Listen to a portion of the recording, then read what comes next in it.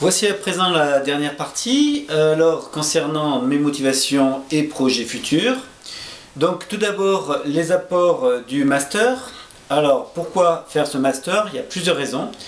Tout d'abord pour officialiser une spécialité. En effet, je travaille dans ce domaine de la gestion de contenu depuis plus de 15 ans maintenant, et donc je n'ai eu aucun diplôme par rapport à cette activité, donc c'est intéressant d'avoir cette spécialisation.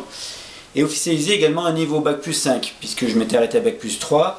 Je sais que le fait de ne pas avoir le niveau Bac plus 5 m'a déjà contraint à avoir des niveaux de tarifs, notamment en tant que freelance, inférieurs.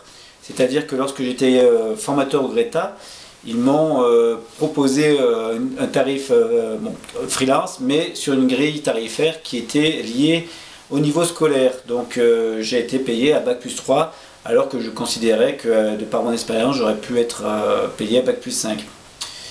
Au niveau culture personnelle et professionnelle, ça a été un plus déjà ce travail de VAE en fait, qui m'a permis vraiment d'avancer aussi bien au niveau des lectures que du travail fait avec Vincent Buhou sur les relectures et sur son éclairage en fait par rapport à mon travail. Et c'est vrai que ça me permettra d'éventuellement me positionner sur des postes ou des concours si jamais je n'arrivais pas à créer mon activité ou sur le long terme, on va dire, en tant que freelance, je pourrais postuler comme salarié. Donc il est nécessaire parfois d'avoir Bac plus 5 pour se positionner sur certains postes, également pour les concours de la fonction publique. Passons à présent à la deuxième partie qui concerne le concept de l'entreprise que j'ai mis en place.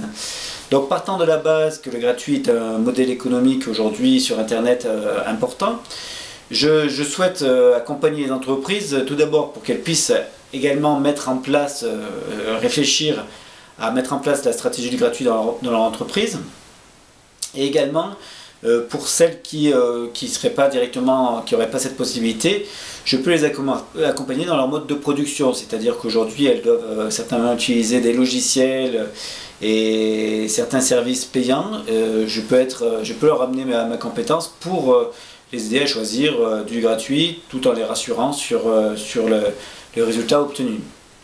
Donc deux axes de développement de cette entreprise, le consulting d'un côté et la formation de l'autre. Les perspectives de chiffre d'affaires, donc je vous les ai mis en proportion. Je pense que la première année, en tout cas, je ferai bien 60% de mon chiffre d'affaires par rapport à la formation, puisque j'ai déjà initié cet aspect-là. Il suffira de le développer de l'élargir auprès d'entrepreneurs. Donc je continuerai à enseigner auprès de l'UTL par exemple, et j'élargirai également cette cible-là. 30% par rapport au consulting, donc je chercherai à développer cet axe-là, et 10% par rapport à la publicité, puisque en fait je pense que le consulting, si les gens mettent en place des services et logiciels gratuits, ils seront amenés à vouloir communiquer dessus, et le journal du gratuit pourra être un support intéressant dans cette perspective en fait. Donc j'en ai terminé pour cette présentation, je vous remercie et je reste à votre écoute également pour vos questions.